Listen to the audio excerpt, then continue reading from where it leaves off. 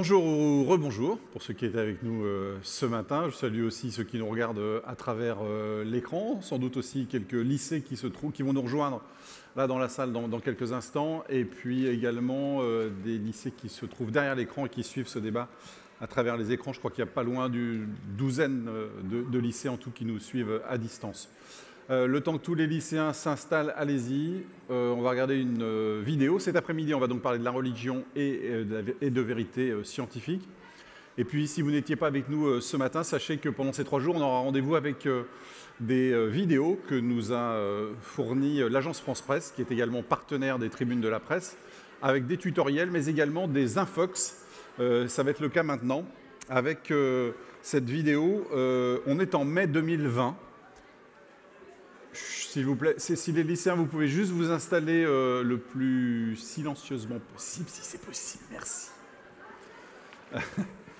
En mai 2020, donc 2 mois après la mise en place du confinement, on pouvait découvrir sur les réseaux sociaux une vidéo qui montrait des salles d'attente et des couloirs d'hôpitaux vides à Toulon. Elle prétendait, cette vidéo, démontrer que le gouvernement nous mentait au sujet du Covid-19. Mais cette vidéo ne prouvait rien et ne venait illustrer qu'une tendance largement documentée, une chute de la fréquentation des services d'urgence liée aux mesures de confinement. Regardez.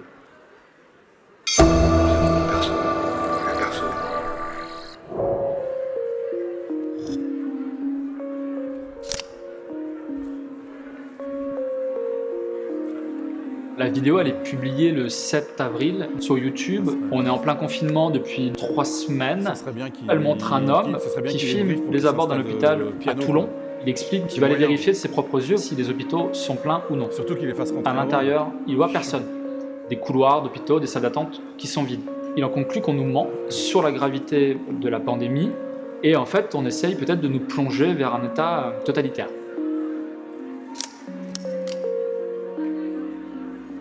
Ce n'est qu'une vidéo parmi des dizaines et des dizaines d'autres, quasiment identiques, prises aux États-Unis, au Canada, au Brésil, en Italie. À ce moment-là, elle a déjà 70 000 vues et je me rends compte qu'elle commence à être partagée assez massivement sur Facebook, sur Twitter. Je me dis quand même qu'on va trouver moyen de vérifier cette vidéo. Je parle au directeur adjoint de l'hôpital qui me dit qu'effectivement l'hôpital est globalement vide pour des raisons assez évidentes. Avec le confinement, les gens sortent moins, donc se blessent moins. Les consultations, les opérations non urgentes ont été déprogrammées et certains hôpitaux ont mis en place de la téléconsultation. Tout ça mis bout à bout, ça fait beaucoup de monde en moins dans les hôpitaux. En réalité, ce ne sont pas les hôpitaux dans leur globalité qui sont à saturation, ce sont les services de réanimation. Avant la crise, on avait 5000 lits de réanimation. Au moment où la vidéo est publiée, on est à plus de 7000 patients. La faiblesse de cette vidéo et de toutes ces vidéos sur les hôpitaux vides, c'est qu'en fait, aucune d'entre elles n'est filmée à l'intérieur d'un service de réanimation. Comme si, soir du 13 novembre 2015, vous alliez filmer avec votre smartphone dans le 9e arrondissement de Paris en disant « je ne comprends pas, il n'y a pas de mort, il n'y a pas de blessés, on nous ment ». Alors qu'en fait, ce soir-là, les attentats, ils touchent le 10e et le 11e arrondissement de la ville. Par ailleurs, je vais collecter sur Internet le maximum de photos, de vidéos géolocalisées dans cet hôpital et je me rends compte qu'il y a un poste médical avancé devant l'entrée de l'hôpital, mais de l'autre côté d'où ils filment. C'est par là en fait que tout le flux des urgences passe. L'idée, c'est d'éviter au maximum toute contamination dans l'hôpital. Mais ça, la vidéo, en fait, ne le montre pas. On publie notre article le 9 au matin. Sur Facebook, maintenant, il y a un filtre qui explique que c'est une fausse information. L'hôpital a porté plainte contre l'auteur de la vidéo. Évidemment, il faut douter de ce qu'on nous dit. C'est plutôt un réflexe sain. Le conseil que je donnerais à une personne qui tombe sur ce genre de vidéo, c'est d'aller chercher sur Internet des informations complémentaires. Typiquement, si vous tapiez « hôpitaux vides France », ce jour-là sur un moteur de recherche, vous tombiez sur des articles de médias qui expliquaient pourquoi il y avait moins de monde à ce moment-là dans les hôpitaux. C'est plutôt normal et plutôt bon signe de voir personne traîner dans les couloirs quand on sait en fait la contagiosité du Covid.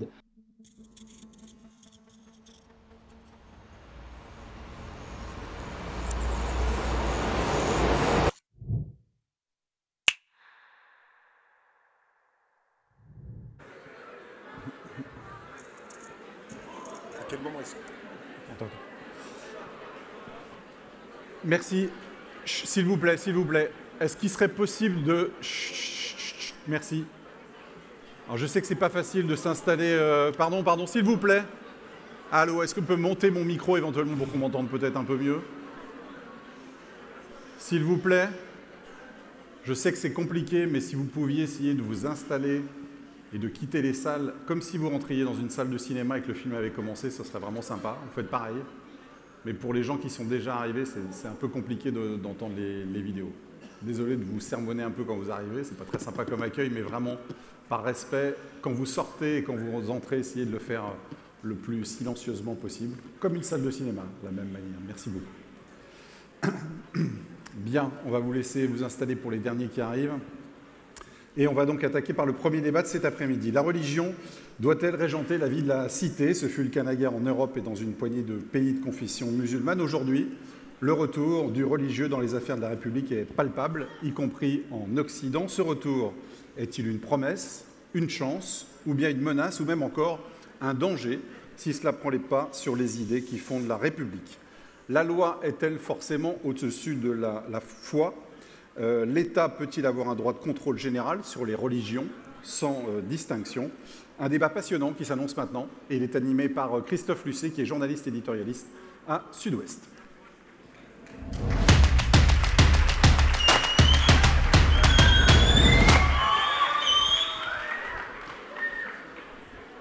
Voilà, bonjour à tout le monde. Merci d'avoir rejoint donc, le grand amphi du TNBA pour ce débat. Donc nous allons tout de suite nous attaquer donc, pour parler de cette relation entre la religion et la politique. C'est un sujet qui est omniprésent depuis fort longtemps. Voilà. Mais peut-être il faut l'examiner à nouveau frais, hein, au regard de l'actualité, au regard de ce qui se passe en France, mais aussi à l'étranger, puisque on a la chance d'avoir ici des invités qui ont un regard large sur la question. Alors je vais peut-être rapidement vous les présenter. Donc d'abord Elie Barnavi. Bonjour Elie Barnavi. Voilà, vous êtes historien, vous avez été diplomate pendant votre carrière universitaire, puisque vous avez été l'ambassadeur de votre pays, Israël, donc en France, donc pendant 3 ans, donc au début des années 2000. Vous avez donc beaucoup travaillé sur les guerres de religion, ce qui nous intéresse beaucoup, évidemment, aujourd'hui, puisque nous parlons du rapport entre le politique et le religieux. Alors, il s'agit évidemment du XVIe siècle, mais enfin, finalement, tout ce qui s'est passé à l'époque nous concerne toujours et nous avons des leçons à y trouver. Vous êtes toujours, je crois, conseiller donc, scientifique auprès du Musée de l'Europe à Bruxelles. Et on va parler avec vous aussi d'Israël, puisque Israël est un pays où le lien entre le politique et le religieux est particulièrement dense, parfois conflictuel, souvent conflictuel. Voilà, vous nous direz pourquoi. Sophie Gherardi, donc à côté de moi. Donc je salue ma consoeur, puisque vous avez travaillé pour plusieurs titres pour le Monde, pour Courrier International, également pour la Tribune. Vous êtes aujourd'hui, vous intéressez aux faits religieux de façon très précise aujourd'hui, puisque vous avez fondé donc, il y a une dizaine d'années quelque chose qui s'appelle le CEFRELCO, hein, arrêtez-moi si je me trompe, CEFRELCO, le Centre d'études du fait religieux contemporain. Donc ça vous donne un regard large sur ces questions. Vous avez aussi un site internet, je le signale donc à nos auditeurs, www.fait-religieux.com. Celui-là, hélas, n'existe plus. Il a eu le sort de beaucoup de start-up. Il a vécu 3 belles années et a dû mettre la clé sous la porte. Mais il existe un site CEFRELCO. Bon, alors il faut aller sur le site du CEFRELCO, c'est bien ça. Hein. Voilà. Et alors, donc je vous présente également donc Adrien Candiard. Bonjour, comment allez-vous? Vous n'êtes pas sur la scène, vous êtes au Caire, vous êtes en Égypte. Voilà, donc vous êtes. Merci d'abord de nous rejoindre. Vous êtes moine dominicain, vous êtes islamologue. Vous avez pris l'habit, comme on dit, donc en 2006. Donc c'est-à-dire il y a une quinzaine d'années, après avoir tâté de la politique. Voilà, vous avez fait des campagnes politiques, enfin, au moins une, je crois, en 2006. Vous avez surtout donc beaucoup réfléchi au rapport entre les religions, notamment entre l'islam et la chrétienté. Et vous avez également beaucoup écrit, et notamment une pièce de théâtre dont peut-être certains d'entre vous ont entendu parler, qui s'appelle Pierre et Mohamed, qui a connu beaucoup de succès et qui est une pièce qui a été écrite d'après donc c'est une forme d'hommage en fait à Monseigneur Pierre Claverie, donc qui était un évêque français installé en Algérie et qui était l'évêque d'Oran et qui a été donc assassiné en 1996, pardon. Donc c'est l'époque donc de la guerre civile algérienne pendant laquelle il y a eu cette fameuse affaire des moines de Tibérine, donc ces moines assassinés dans un monastère de l'Atlas.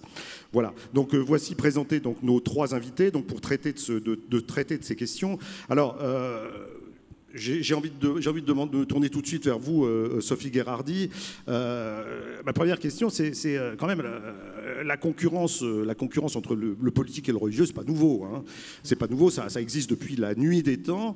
Alors, qu'est-ce qui vous paraît caractéristique de ce lien aujourd'hui à la lueur des événements qui frappent notre imagination et notre actualité? Alors, on pense au retour des talibans donc en Afghanistan, on pense à tout le débat autour de la laïcité en France, on pense bien sûr à la place de l'islam en France, on pense à beaucoup de choses. Comment se présente pour vous aujourd'hui, avec le point de vue qui est le vôtre, ce sujet de la concurrence ou de la collaboration entre le politique et le religieux? Alors, en effet, comme vous le dites, c'est pas tout à fait nouveau et je dirais que c'est une sorte de lutte qui se déploie avec des sinusoïdes depuis des millénaires quasiment et chaque fois à nouveau frais, pardon, parce que évidemment les situations sont dynamiques. Mais il y a une sorte de lutte de préséance qui est permanente entre le religieux et le politique, chacun voulant un peu s'arroger, eh bien, de la part du politique, une sorte de verticalité qui serait celle du religieux, et donc la protection du ciel, et puis de la part du religieux, s'arroger un peu du pouvoir sur les choses, qui est la caractéristique du politique. Alors, donc, nous vivons en ce moment, et peut-être... Oui, là, le cycle, quand est-ce qu'on le fait commencer? C'est un peu difficile, peut-être à la chute du mur de Berlin, un moment où les deux blocs n'étant plus face à face, eh bien, il y a eu comme une sorte de vide idéologique qui s'est créé, qui n'a pas tardé à être rempli par les religions.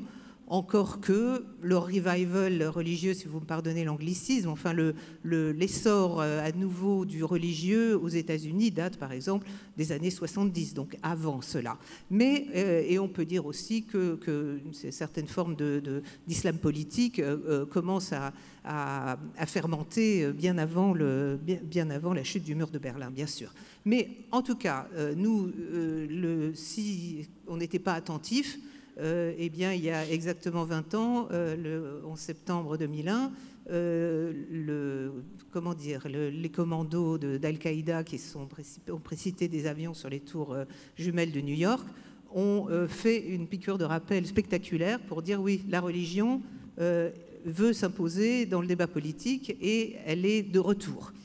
Alors, je précise quand même que de quoi nous parlons. Est-ce que nous parlons de la religion en tant que telle, ou est-ce que nous parlons de la religion telle qu'elle est utilisée, on va dire aussi instrumentalisée par un certain nombre de gens? Est-ce que vous faites bien la distinction? Je crois que certainement oui, mais je crois que c'est important de le marquer. En bonne laïque française, je dirais qu'il n'y a pas de définition de religion en fait en France. Cherchez dans les lois françaises, il n'y en a pas. Pas plus que de laïcité d'ailleurs, mais donc la religion, au fond, c'est celui qui se dit religieux, ce sont les institutions qui se disent religieuses, qui se définissent elles-mêmes. L'État et la société les reconnaissent ou ne les reconnaissent pas de cette façon-là. Mais voilà, donc la religion, elle est là. Chaque fois qu'il y a eu des tentatives, elles n'ont pas été si nombreuses que ça dans l'histoire, de faire disparaître la religion de la société, il faut reconnaître que ça n'a pas été un grand succès. Alors, je me tourne vers vous, Elie Bernavi, puisqu'on parle donc de la complémentarité ou de la concurrence donc, du politique et du religieux. Vous venez d'un pays, Israël, où, donc je l'ai dit tout à l'heure, il y a évidemment la question religieuse se pose de façon très, très forte, et à tel point qu'on a parfois l'impression que nous avons en Israël deux pays, hein. Un pays observant, un pays qui suit la loi de Dieu, un pays, c'est ce monde des ultra-orthodoxes, mais qui sur un plan numérique est extrêmement important. Et puis aussi donc un Israël laïque qui lui revendique le respect de la loi civile, de la Constitution, voilà. Donc voudrait que les élèves des écoles religieuses portent le sac au dos donc dans l'armée comme tout le monde, voilà. Donc est-ce que vous avez l'impression que la situation israélienne, c'est celle de la confrontation entre peut-être deux pays qui ont par rapport à la loi divine et à la loi civile des opinions complètement contradictoires? Vous permettez qu'avant je dise un mot sur la définition du religieux. Parce que ça me paraît important pour savoir précisément de quoi nous parlons. En Occident, lorsque nous parlons du mélange du religieux et du politique, ou de la manière dont dernièrement le religieux envahit le champ politique, nous pensons à un certain type de religion. Nous pensons en fait à la religion radicale, non pas à la religion en tant que telle, mais à la religion politique. Je pense que c'est une distinction qu'il est important de faire. Non pas qu'il soit facile de trouver, il faudrait un séminaire d'aimer pour expliciter ces choses-là. Mais je pense que le phénomène tel qu'il se déroule ici, en France, en Occident en général, c'est un phénomène très particulier de certaines formes de religiosité, notamment puisque c'est de l'islam qu'il s'agit, il s'agit d'un islam politique, radical, explicitement radical, et non pas d'autres formes d'islam qui existent et qui sont piétistes, qui sont iréniques ou mystiques ou simplement indifférentes du point de vue politique. Et si j'en crois les études statistiques qui sont faites en France, il y en a peu, puisque la République interdit de compter les gens en fonction de leur... Mais enfin, on a quand même une idée de ce qui se passe. L'immense majorité des musulmans français ne sont pas dans l'islam politique. Donc c'est vraiment une minorité agissante et politique. Ça a toujours été le cas dans le passé, en Occident aussi. Moi, vous avez mentionné mes travaux sur les guerres de religion. Il s'agit toujours de cela, d'une religion qui, à partir d'un certain moment, aspire à s'emparer de l'ensemble du champ politique. En fait, elle fonctionne comme une idéologie politique. Alors, l'État en Israël, enfin la situation en Israël est un peu particulière parce que, comme vous le savez, on peut être français catholique ou français juif ou français musulman ou français rien du tout, mais on est juif et juif, c'est-à-dire la différence, si vous voulez, entre le judaïsme et les autres monothéismes, c'est que le judaïsme est une identité totale. C'est-à-dire c'est une religion, certes, mais c'est aussi une ethnie, c'est un peuple, c'est une entité qui permet à quelqu'un comme moi, allez, disons les choses telles qu'elles sont, moi je suis un juif agnostique ou athée, si vous voulez, donc ça existe, et comme moi il y en a des millions, donc ce n'est pas seulement une religion. Et donc, lorsque cet État a été fondé, il a été fondé par des gens venus d'Europe, qui étaient, d'ailleurs, tous les fondateurs étaient plus ou moins irreligieux, sinon des francs athées. Mais quand ils ont cherché les bases sur lesquelles fonder ce nouvel État, ben ces bases étaient à la fois religieuses, ethniques, tout cela ensemble. C'est un peu le même système que l'islam, si vous voulez. Ce sont des systèmes totaux. C'est pour ça que je dis toujours que la laïcité... On va dire totalisant, pas forcément totalitaire, mais totalisant. Voilà, totalisant. C'est pour ça que je dis que la laïcité n'a vraiment de sens que à l'intérieur d'un système fondé sur le christianisme, puisque la laïcité est déjà là, et dans l'Évangile. On pourra peut-être développer ensuite. En Israël, comme d'ailleurs dans les pays d'islam, rien de tel. Donc il a fallu innover en partant du très ancien, c'est très ancien, où que vous alliez, vous tombez sur la Bible. Et donc sur un livre qui est imprégné de religiosité. La Bible sans Dieu n'a aucun sens. Donc vous avez beau essayer de stériliser le religieux dans la Bible, de faire de la Bible une saga nationale comme l'Iliade et l'Odyssée, par exemple, ça marche jusqu'à un certain point. Et avec le temps, on s'est aperçu que ça marchait de moins en moins bien. Et le système, je n'ai pas le temps de développer évidemment, mais le système qui a fini par se mettre en place est un système effectivement schizophrène. Vous avez un pays moderne, d'essence laïque, puisque la loi est donnée par le Parlement et non pas par les rabbins, et elle est fondée sur la jurisprudence britannique, les cours sont d'inspiration britannique. Enfin, c'est un pays qui fonctionne laïquement, mais avec une composante religieuse très forte, puisqu'il n'y a pas d'État laïque, d'État civil laïque, et que donc on vit dans une espèce de...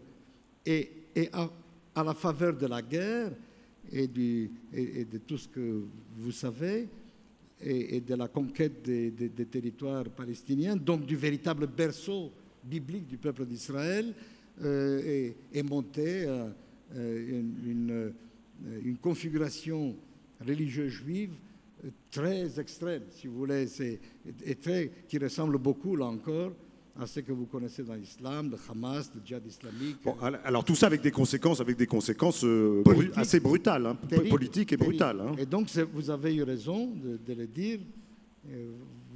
Vous savez, vous connaissez peut-être le pays mieux que d'autres, puisque votre père a été ambassadeur en Israël, ambassadeur de France en Israël. Ça fait longtemps, c'était il y a longtemps. Oui. Mais c'est une société extraordinairement polarisée, avec des gens comme moi, si vous voulez, dont les deux symboles sont Tel Aviv et Jérusalem. 60 km de distance, et on dirait deux pays différents. D'un côté, un Israël laïque, moderne, high-tech, cosmopolite, jouisseur, tout ce que vous voulez, et à 60 km de là... Alors, je me tourne vers vous, Adrien Candiard. Donc, merci. On est à quelques milliers de kilomètres, mais vous êtes là, bien là. Je pense que tout le monde vous voit, là, donc à l'écran. Vous vivez donc au Caire, dans un pays où alors, les choses ne se présentent pas du tout de la même façon sur le plan de la cohabitation du religieux et du politique, puisque la société égyptienne est une société largement musulmane, même s'il existe évidemment une minorité chrétienne très importante, d'environ 10% de la population. Mais là, actuellement, l'Égypte est dirigée par un pouvoir civil, hein, un pouvoir militaire, un ancien maréchal qui s'est fait élire président civil, hein, et il a en face de lui donc une population largement musulmane, et également il y a au Caire un centre mondial du sunnisme, c'est l'université d'El-Azhar, hein, qui exerce une sorte une influence théologique sur l'ensemble du monde musulman sunnite, hein. Je ne parle pas des chiites, mais des sunnites, hein, qui forment la grande majorité des musulmans sur la terre. Alors, comment en Égypte, la question aujourd'hui de la cohabitation du religieux et du spirituel, enfin, du religieux et du politique, se présente-t-elle ? Comment, puisque l'Égypte est dans une situation difficile, hein,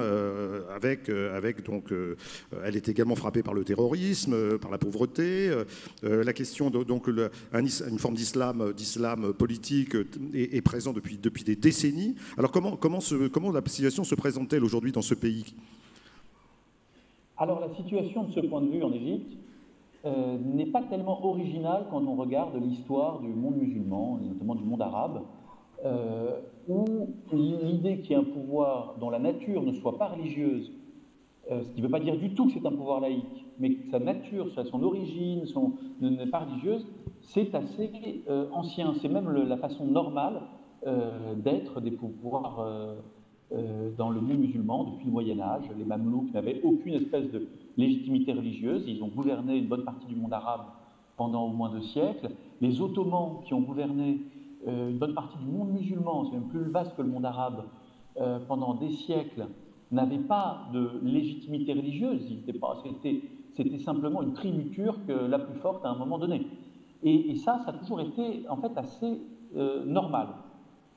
Pourquoi ? Parce qu'on a classiquement distingué dans le monde musulman, d'une part le pouvoir, ceux qui ont la force, et notamment la force militaire, pouvoir de coercition, et la législation, qui, elle, était traditionnellement d'essence religieuse. Et donc, elle est réglée par des religieux, la législation courante, mais c'était distinct du pouvoir politique. Ça, donc c'est ce qu'on appelle la cohabitation entre les califes, par exemple les califes, et puis les juges religieux, donc une société civile très donc réglée par l'islam, et puis un pouvoir politique qui veut s'imposer. Hein. Un pouvoir politique qui s'impose dans son domaine. Mais alors, ce qui nous est souvent très difficile à saisir, vu d'Occident ou de France, c'est que la façon dont, pour nous, les choses se divisent ne correspond pas. Pour nous, celui qui a le pouvoir fait la loi. C'est normal. La loi est peu ou prou aux mains du roi, du législateur, de ceux qui ont normalement le pouvoir. En monde musulman, traditionnellement, c'est très différent. C'est-à-dire que vous avez d'un côté la loi qui est d'origine divine et qui est réglée par des religieux, qui sont les ulamas, qui sont donc des savants, etc. Une organisation de la religion qui va gérer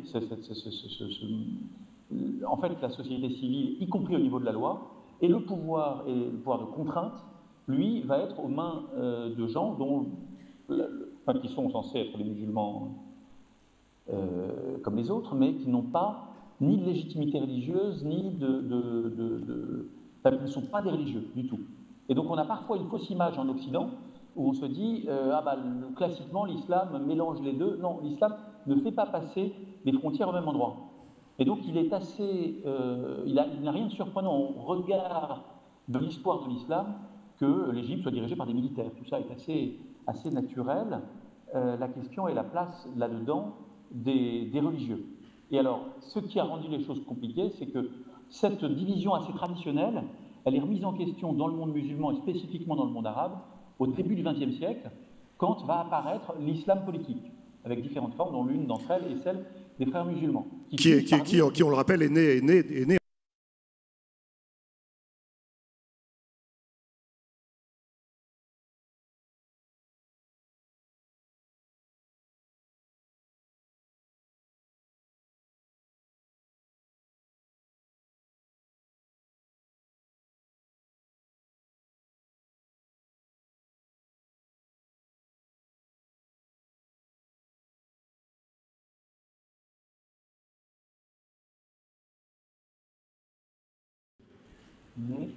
Allô ?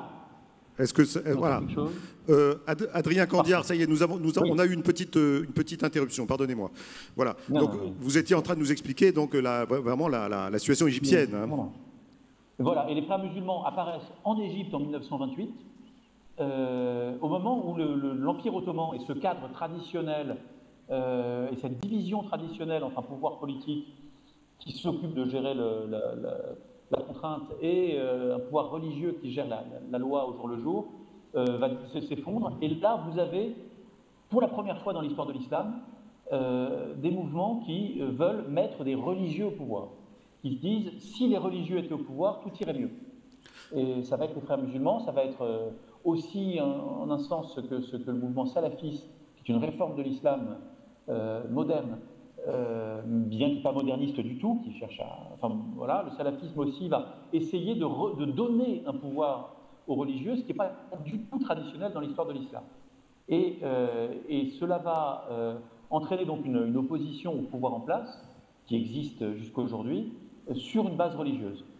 Ce qui entraîne en fait un changement de paradigme assez fort dans la manière dont les sociétés du monde arabe en particulier comprennent leur rapport aux religieux, entre l'approche traditionnelle qui est celle du pouvoir égyptien aujourd'hui, qui dit non, mais nous sommes simplement l'armée, on défend le pays, et on a un accord, une manière de fonctionner avec les religieux, et des mouvements qui, eux, veulent réformer la forme traditionnelle, qui disent non, il faut que la religion prenne le pouvoir. On comprend. Alors donc, je me tourne vers Sophie Gherardi. Alors, si on transpose la situation qui vient de nous être expliquée par Adrien Candiard, si on la transpose à la France, on se dit que dans le cadre de la loi de séparation de 1905, qui sépare en France clairement le politique du religieux depuis donc un peu plus d'un siècle, on aimerait au fond que les musulmans de France se réfèrent plutôt à la tradition que vient de nous exposer Adrien Candiard, plutôt plutôt qu'à la réforme parfois violente que certains groupes ont voulu instituer en mettant les religieux au pouvoir. Hein, ça ne correspond pas finalement à l'histoire de l'islam. Voilà, alors je ne suis pas sûre que tout le monde connaisse au fond si bien cette histoire de l'islam, y compris parmi les Français de tradition musulmane. Hein. Je ne suis pas absolument persuadée, parce qu'en fait, beaucoup de Français qui se réclament de l'islam viennent du Maghreb, où au moins la présence française était là depuis assez longtemps, en tout cas en ce qui concerne l'Algérie, un peu moins longtemps pour la Tunisie et le Maroc. Bon, en tout cas, ce qui est sûr, c'est que en France, et pour d'excellentes raisons dues aux attentats qui ont ensanglanté notre pays depuis 2012 au moins, c'est vrai qu'il y a une crispation autour de l'islam, mais qui ne fait que rejoindre une vieille crispation autour du rôle politique de la religion. Enfin, au fond, ça a réactivé quelque chose qui était déjà là. Alors, l'une des clés d'incompréhension, au fond, par exemple autour de la question du voile, c'est que en France, quand on voit une femme voilée, on se dit voilà une militante. Ailleurs, ou peut-être dans les milieux musulmans, on se dit voilà une femme pieuse. C'est pas exactement la même chose. Et le fait est que notre histoire, au moins des 2 derniers siècles, veut que la religion soit considérée au fond comme une catégorie du politique en France. Ce qui n'est pas du tout le cas, par exemple, aux États-Unis, ou même en Italie, ou même en Espagne, ou même en Angleterre. Enfin, il y a une séparation psychologique entre la sphère de la croyance personnelle ou même sociale et la sphère politique. En France, non, pas vraiment. Vous voulez dire qu'on est un peu raide en France sur cette question? On est un peu. Oui, parce que c'était déjà vrai alors que la plupart des Français se disaient encore catholiques, majoritairement. C'est aujourd'hui plus le cas, ils ne se disent plus majoritairement catholiques, mais même quand les Français étaient catholiques majoritairement, eh bien, ils faisaient assez clairement la distinction entre les deux, quoi. Ils n'aimaient pas trop le mélange des deux catégories, voilà, c'est ça, de la catégorie de la foi et de l'Église et celle du pouvoir.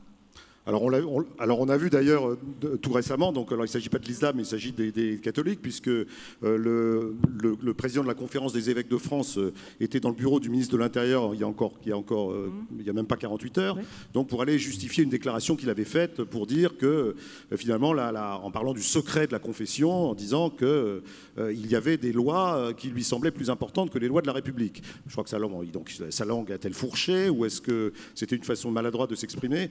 Le ministre de l'Intérieur a tout de suite voulu le recadrer. Qu'est-ce que ça vous inspire, Élie Barnavi, là, cette petite mise au point qui a été faite en France sur les lois de la République par rapport aux lois de Dieu, finalement, avec ce secret de la confession que revendiquent je les pense catholiques? D'abord que cette confusion dont vous parliez, madame, elle n'est pas la même ici aux États-Unis, certes, mais pour des raisons différentes. C'est que les conditions de la séparation de l'État et de l'Église et des Églises ont été très différentes ici aux États-Unis, et comme dans tous les pays protestants d'ailleurs. C'est vraiment une question de conditions de la séparation, mais la séparation des Églises et de l'État aux États-Unis est aussi rigoureuse là-bas qu'ici. Elle est même parfois plus rigoureuse là-bas qu'ici. Ce qui n'est pas séparer le religieux et l'État. C'était différent, mais je suppose qu'on n'a pas le temps d'entrer dans ces nuances. Pour répondre à votre question sur cette déclaration, moi je pense que cet homme avait raison, à un sens. Avait raison dans la mesure où...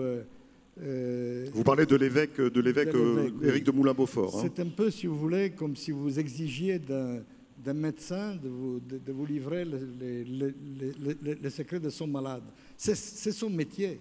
Le secret du confessionnal, c'est la base sur laquelle tout l'édifice repose. Il est d'ailleurs reconnu sur un plan constitutionnel. Hein.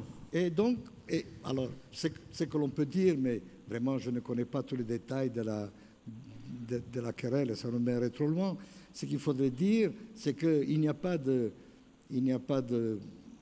droit ou de liberté ou de n'importe quoi qui ne trouve pas, d'une manière ou d'une autre, quelque part, ses limites dans la loi.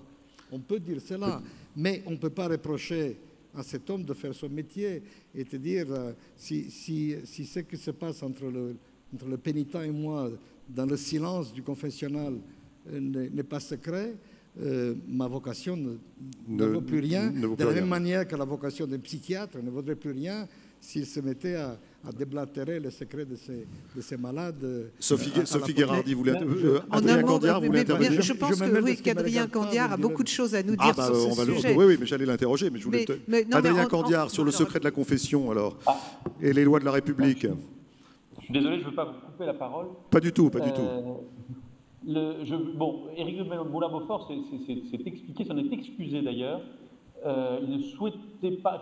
Alors, au lendemain de la remise du rapport de la commission indépendante sur les abus sexuels dans l'Église, il est venu à la radio pour parler de ce rapport, pour parler de cette situation qui est catastrophique et qui est extrêmement douloureuse. Et il s'est retrouvé un peu par maladresse embarqué dans cette histoire de secret de la confession dont la remise en question est une des préconisations du rapport en question. Et il s'est retrouvé à faire une déclaration qu'il ne souhaitait pas du tout faire, une déclaration fracassante sur le thème « Attention, nous revendiquons contre la République, c'est plus fort que ça ». Il a dit « Non, mais attendez, la formule qui lui a été suggérée a dépassé ce qu'il voulait dire. Ce qu'il exprimait simplement, et qui est quelque chose, je crois, qu'on connaît tous, c'est pas une question de rivalité entre les lois de la République qui devraient obéir à celles de l'Église ou quoi que ce soit, mais il y a, et je crois que c'est ce que M. Barnavi nous disait, il y a des cas de difficulté entre la loi de la conscience, ce que ma conscience m'ordonne de faire, et la loi de l'État. Il se trouve que dans une démocratie, comme la démocratie française, la loi de l'État, la loi de la République, elle essaie au maximum de garantir à la conscience la possibilité le respect des consciences. D'ailleurs, par un hasard, si un secret comme le secret de la confession est en fait assez garanti par la loi française, comme le secret médical, et donc la loi ensuite va poser certainement des limites qui sont des limites d'ordre public à ces questions de conscience personnelle, mais ce qui va peut-être créer des petits conflits, mais ce sont des choses qui n'entraînent absolument pas une remise en question de la légitimité des lois de la République. Je crois que là-dessus, Éric de Moulin-Beaufort s'est vraiment très très mal exprimé. Alors, Sophie Gherardi veut oui, je voudrais faire quand même un tout petit peu de théologie. Excusez-moi, Adrien Candiard, de faire ça, mais vous voulez faire son travail? Mais c'est ça. Non, en réalité, il y a une conception. Le fait qu'on utilise le même mot, loi, est évidemment assez trompeur, parce que nous avons d'un côté une religion du salut. Le christianisme, comme d'ailleurs l'islam et en partie, je pense, le judaïsme, sont des religions où on espère qu'à la fin, on va être récompensé par la vie éternelle. Alors ça, si vous voulez, ça se mesure assez difficilement avec le fait de respecter la loi de la société dans laquelle on vit, ce qui paraît assez normal, enfin à moins d'être un délinquant, après tout il y en a, mais ce n'est pas le même registre du tout. Et je pense que là, Monseigneur de Moulin-Beaufort s'est un peu pris les pieds mêlés entre les deux notions, et évidemment, il y a aussi un peu d'arrogance de la part du ministre de l'Intérieur à dire « Oui, j'ai obtenu qu'il admette que les lois de la République sont au-dessus de tout sur le plan terrestre et dans la vie que nous menons en tant que citoyens français. Mais s'il s'agit du salut et de notre âme éternelle, évidemment, ce n'est pas tout à fait pareil. » D'ailleurs, il y a une question. Je voudrais rebondir là-dessus parce que je pense que nous sommes dans le nœud de notre débat. La principale confusion, c'est cela. Tous ces nous autour de la loi. Qui est légitime pour donner la loi? Et c'est la grande différence d'ailleurs entre le monde chrétien, surtout catholique romain d'ailleurs, et après protestant, et le monde juif et musulman. La loi est légitime, la loi laïque ou séculière, disons, est légitime en Occident, depuis toujours. Il y a deux lois. Il y a la loi religieuse et il y a la loi civile. Elles sont légitimes toutes les deux. Le roi de France est un législateur, il agit au nom de Dieu, comme l'évêque. Ce n'est pas du tout le même. Le cas n'est pas du tout le même en islam. La seule loi légitime vient de Dieu. Cela tient aussi aux conditions de naissance des différents systèmes religieux. On n'a pas le temps d'entrer là-dedans. Et cela est tellement vrai que religion en arabe, c'est dit din. Et din, c'est la loi. C'est-à-dire qu'il n'y a pas de mot particulier pour dire religion. Tout ça, c'est la loi. En hébreu, c'est pareil d'ailleurs. Quel est le mot en hébreu? En hébreu, on a emprunté, pour avoir un mot pour religion, on a emprunté un mot persan qui est date. Mais dans la Bible, religion se dit din. C'est la loi de Moïse, c'est din. Donc, on ne connaît qu'un système de loi. C'est pour ça que le seul système de loi légitime est le système religieux. Quand vous réfléchissez comme cela, il est extrêmement difficile d'aboutir à une séparation comme en Occident. La laïcité est un impensé pour l'islam et pour le judaïsme. Il faut bien comprendre cela. Ce sont des systèmes d'emprunt. Et de la même manière qu'il n'y a pas un mot pour dire religion en arabe, il n'y a pas de mot non plus pour dire laïque. En hébreu non plus. C'est-à-dire on a inventé des mots modernes pour pouvoir dire une réalité que nous avons empruntée à l'Occident. Et donc, c'est un combat qui est beaucoup plus difficile. La laïcité est une invention chrétienne. Laïque et séculier sont des mots d'église qui ont été sécularisés. Et donc, c'est tellement important d'expliquer cela parce que cela veut dire qu'on ne va pas imposer quelque chose à un système qui n'est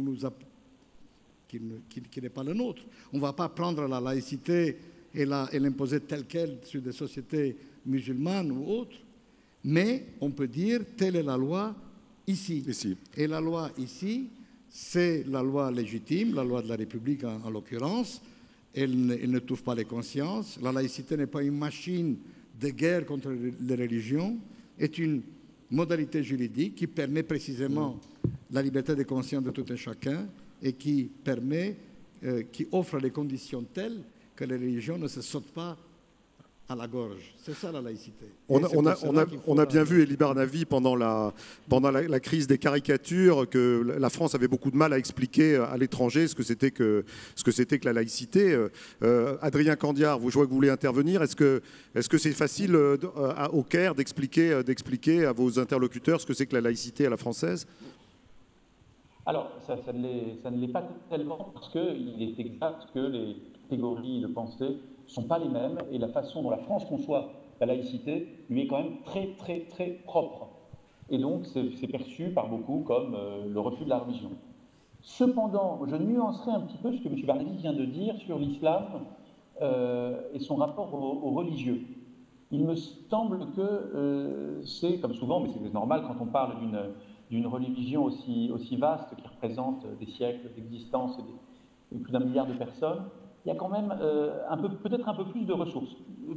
Ça ne veut pas dire que, même quand je parlais tout à l'heure de la situation traditionnelle, ce n'est pas du tout la laïcité, on n'est pas du tout là-dessus. Mais il y a un mot quand même en arabe pour dire religion, autre que din. Din, c'est la religion, la vraie religion. Donc pour les musulmans, c'est l'islam, et on n'emploie pas tellement pour les autres.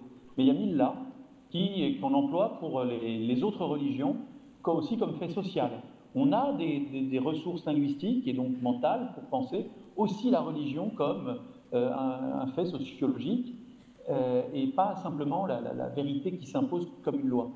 Il y a un petit peu de cette possibilité-là, d'autant plus que, historiquement, s'il est vrai que la légitimité de la loi religieuse en islam, dans le monde musulman, est théoriquement totale, dans la pratique, il y a presque toujours eu, au moins depuis le XIVe siècle, une loi séculière à côté, qui s'appelle à l'époque ottomane le Qanun, parce qu'on se rend bien compte qu'on ne s'en sort pas avec la seule loi religieuse.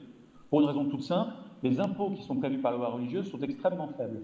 Avoir un État même de type médiéval avec ces impôts-là, c'est pas possible. Donc, les gouvernants sont toujours obligés de composer. Et donc ça, l'histoire de l'islam, elle est quand même traversée d'une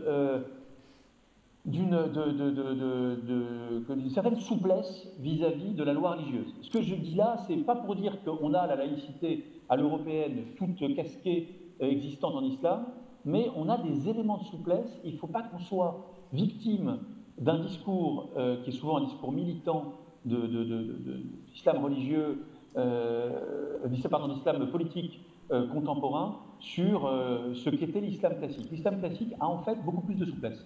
Vous êtes d'accord, Sophie Gherardi, sur cette analyse Oui, absolument. Oui, tout à fait. Parce que, enfin, il s'est passé quand même beaucoup de choses dans le monde musulman depuis 2 siècles. Hein. Il n'est pas resté l'arme au pied. Alors évidemment, c'est vrai que quand on voit des personnages aussi pittoresques que les talibans avec leurs barbes qui descendent de leur montagne, on a l'impression qu'ils prétendent incarner une sorte d'islam, j'ai envie de dire, c'est le mot hollywoodien qui me vient, enfin, sorti directement de la façon dont Hollywood montrait l'époque du prophète, ou de la Bible d'ailleurs, pareil, des barbes, des chèvres, des choses. Bon, voilà.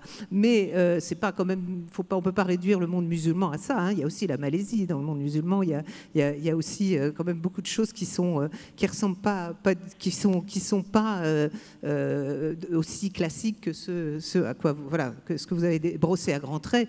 Il y a quand même eu du jeu, hein, c'est sûr. Mais au demeurant, oui. Non, voilà. Et je pense que le temps ne s'est pas plus arrêté pour les pays musulmans que pour les nôtres. Elie Barnavi, vous avez été frappé par le retour des talibans à Kaboul. C'est-à-dire que là, pour le coup, on a vraiment la revendication d'une théocratie à l'iranienne. Hein, c'est-à-dire vraiment le pouvoir religieux prend toute la place, avec des technocrates, avec quelques technocrates derrière qui vont régler les problèmes pratiques. Non, c'est pas ça que vous avez compris. Non, je n'ai pas été surpris du tout, mais il faut bien comprendre qu'il s'agit d'une société très particulière, très tribale. Enfin, ce serait un cas passionnant à disséquer en soi, le cas taliban. Mais je pense que si on reste dans le cœur de notre sujet, le problème est la modernité. C'est-à-dire que, évidemment, quand on lit l'histoire des sociétés musulmanes depuis la fondation de l'islam, on a une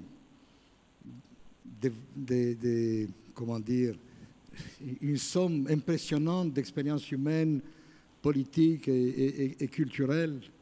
Le vrai drame se noue à la modernité. C'est-à-dire à partir du moment, et c'était difficile de dater précisément à quel moment a été fermée, comme ils disent, la porte de l'interprétation et les ulémas ont pris le pouvoir. C'est un débat historiographique sans fin. Mais ce qui est certain, c'est qu'il y a eu une espèce de ratage de la modernité et que l'écart entre le monde islamique et l'Occident n'a cessé de se creuser. Et si vous voulez, un symbole pour cela, c'est l'imprimerie. L'imprimerie, c'est-à-dire il y a l'imprimerie, il y a des presses en Occident depuis le XVe siècle. La première presse en caractère arabe, c'est à Istanbul, date du XIXe siècle. C'est-à-dire qu'il y a un écart incroyable qui explique beaucoup de choses. Alors qu'il y a des presses à Istanbul, mais ce sont des presses chrétiennes et des presses juives. Pourquoi? Parce que les ulémas ont refusé la nouveauté, comme on disait en français d'ancienne régime. Et donc il y a une espèce de recroquevillement sur des valeurs supposées éternelles. Et à partir de ce moment-là, la politique dans l'islam est devenue ce qu'elle a été, c'est-à-dire une espèce de blocage, de refus de la modernité face à une pression de plus en plus forte de l'Occident venue par la colonisation, par l'influence que nous savons. Et le drame est là, si vous voulez. Comment faire pour se libérer de ce carcan tout en empruntant une voie à soi, sui generis, bon, donc de la modernité. Alors, donc il y a une feuille de route, Elie Barnavi. Alors, je vois qu'il nous reste quelques minutes. Alors, je crois qu'il est prévu que la salle puisse quand même poser quelques questions. Donc, si vous avez des questions, c'est le moment. Je crois qu'il y a des questions qui viennent par les internautes, mais aussi des questions dans la salle. Alors, les questions dans la salle, vous pouvez vous préparer, chauffez-vous la voix. Une toute petite question, enfin petite, je ne sais pas, mais quelles conséquences du rapport Sauvé sur la chrétienté en France, le catholicisme en France, l'Église catholique en France, au-delà de ce que vous venez d'aborder là? Alors, peut-être Adrien Candiard ou Sophie Gherardi, les conséquences du rapport Sauvé sur l'Église de France? Alors, c'est évidemment très très tôt pour en tirer, pour pouvoir dire quelles en sont les conséquences. Le rapport est sorti il y a même pas 10 jours, il est sorti le 5 octobre dernier, et on a pu observer dans d'autres pays qui ont connu des rapports du même genre, je pense en particulier à l'Allemagne, que ça a eu des conséquences, ça a toujours d'ailleurs des conséquences longues dans l'Église d'Allemagne, qui est en grand débat, en synode actuellement, et on voit que ça a creusé des divisions, ça nourrit énormément de débats, tout ça est assez complexe. La question, c'est, on sait que le catholicisme est dans la société française en déprise forte, il est imaginable que ça ne va pas beaucoup améliorer les choses. Ensuite, sur le long terme, comme disait Pierre Dac, la prévision est un art difficile, surtout quand elle concerne l'avenir. Bon, là, vous vous mouillez pas trop, hein, Là, je vous dis, sur le court terme, je pense qu'on est sur... une fois encore, le catholicisme a connu, au cours du XXe siècle, au début du XXIe, dans la deuxième moitié du XXe siècle, à partir des années 60, jusqu'aujourd'hui, une décrue considérable de sa place dans la société française, et je crois assez raisonnable de penser que le rapport va compliquer les choses, encore. Oui. Sophie Gherardi, vous avez moi, mon idée? impression, c'est qu'il n'y aura pas de départ massif des catholiques de l'Église. Bon, d'abord, en Allemagne, ça se calcule facilement. Il y a l'impôt d'Église. Donc, quand les gens disent « je ne suis plus catholique » ou « je ne me rattache plus » ou « ne me reconnais plus dans l'Église catholique », ça se voit tout de suite, c'est compté. En France, non. C'est-à-dire toujours, alors on compte le nombre de baptêmes, le nombre de gens qui vont à la messe une fois de temps en temps, on fait une sorte de recensement, mais on ne sait pas trop bien. Mais étant donné que c'est la question de la pédophilie dans l'Église, on n'a pas appris ça cette semaine. Peut-être effectivement a-t-on été terrassé par les chiffres, hein, par l'énormité du nombre de personnes concernées. Donc je pense que la question, elle a été révélée, digérée déjà par les catholiques. Ça va être un peu choquant ce que je vais dire, mais c'est comme le marché boursier, quoi. L'information est déjà dans le marché. Donc je ne pense pas que ça va inciter beaucoup de gens qui sont actuellement des catholiques pratiquants, qui sont désormais plus très nombreux, hein, c'est peut-être 3-5% de la population, je ne pense pas que ceux-là vont voter avec leurs pieds massivement pour quitter l'Église. Au contraire, je pense que la plupart sont satisfaits que l'Église ait fait cette démarche, que peut-être beaucoup espéreraient qu'elle fasse après tout un acte de repentance publique un peu plus fort, parce qu'elle sait faire ça, hein, la repentance c'est quand même quelque chose que les chrétiens savent faire, moi je ne vois pas de grands mouvements.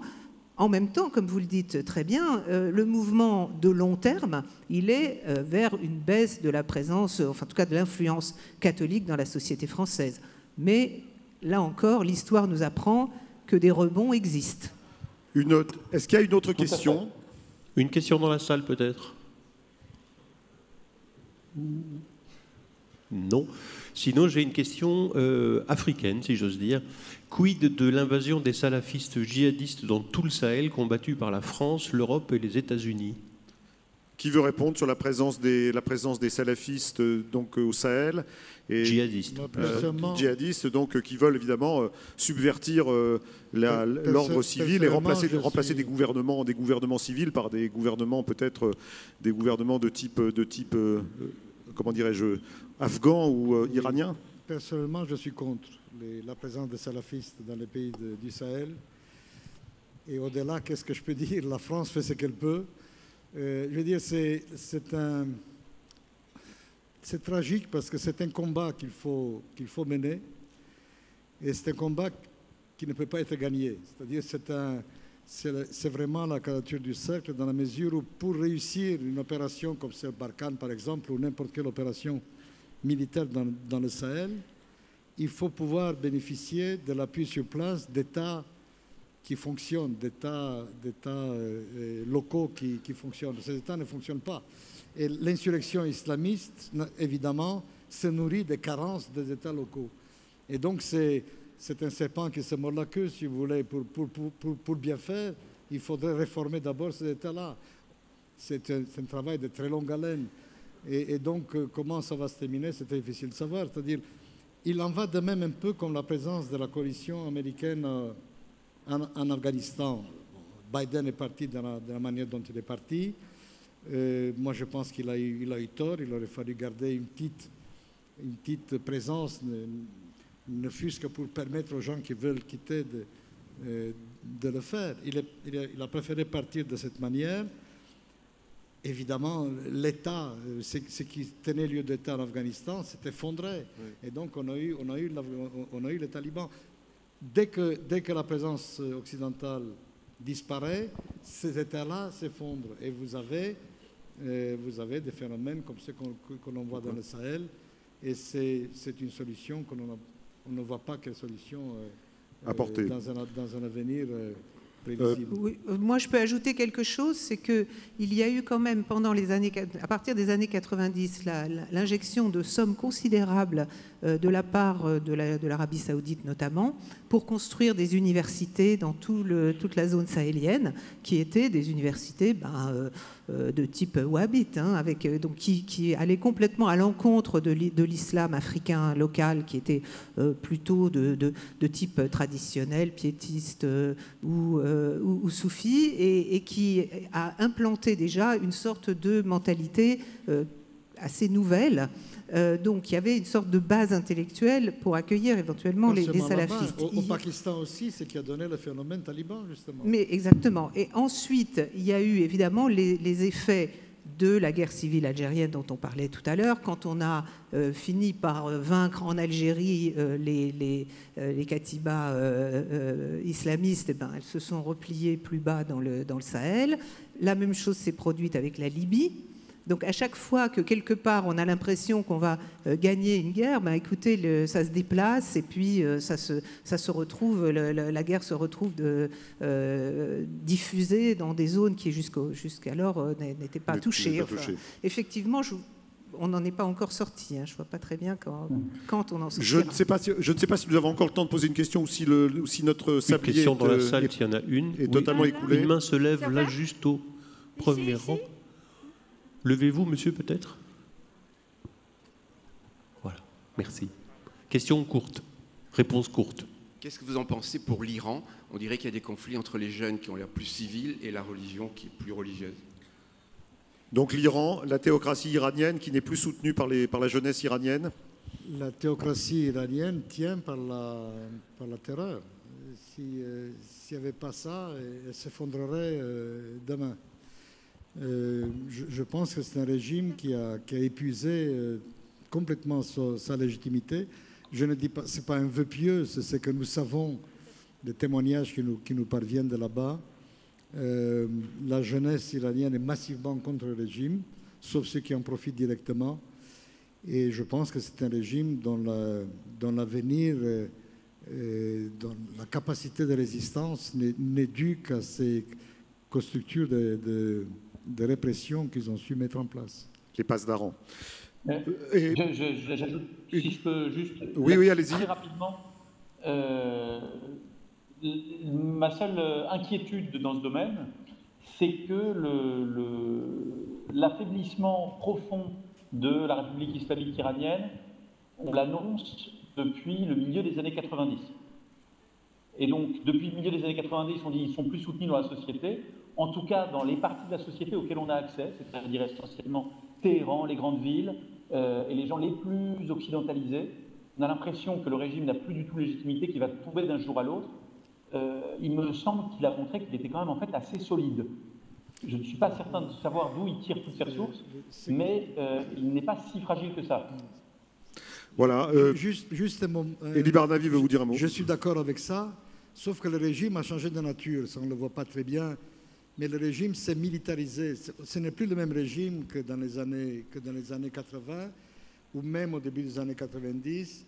Le régime est devenu un régime, pratiquement un régime militaire avec une coupole religieuse. Mais la réalité du pouvoir est dans la main des gardiens de la Révolution. Et c'est pour cela d'ailleurs qu'il tient le coup. Parce que c'est un régime terroriste en fait.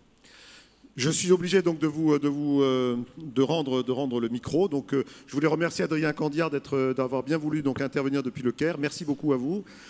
Merci Elie Barnavi, merci Sophie Gherardi donc d'avoir été avec nous pendant 1 heure.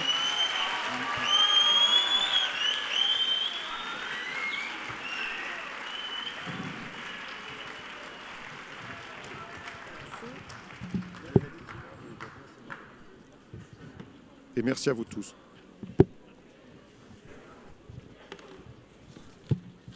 La liaison avec le Caire n'était pas trop mauvaise, non? La liaison avec le Caire. Il est à l'IDO, l'Institut dominicain d'études orientales. Oui. Alors je vais prendre un... Voilà, ça va aller mieux avec celui-ci. Merci beaucoup. Il y avait un dessin de Urbs, on peut le voir ou pas? On peut le voir ton dessin? Est-ce qu'on peut, voilà. Est-ce qu'on peut le voir derrière le dessin de Urbs ou pas? Non, on ne peut pas. Non, bah, visiblement on ne peut pas. Donc on va enchaîner. Études, essais, traitements. On va retrouver une vidéo de l'AFP maintenant si vous voulez bien. Avec la pandémie de Covid-19, il était devenu primordial d'apprendre à naviguer dans le tourbillon d'informations scientifiques, mais aussi de fausses informations qui nous parvenaient tous les jours. Dans cette nouvelle vidéo, voici quelques conseils pour essayer de vérifier par vous-même le degré de fiabilité d'une étude que l'on vous présente, comment lire la présentation d'un essai thérapeutique et d'autres réflexes pour vous protéger aussi de l'épidémie des fausses informations. Et on se retrouve juste après pour le débat avec les scientifiques.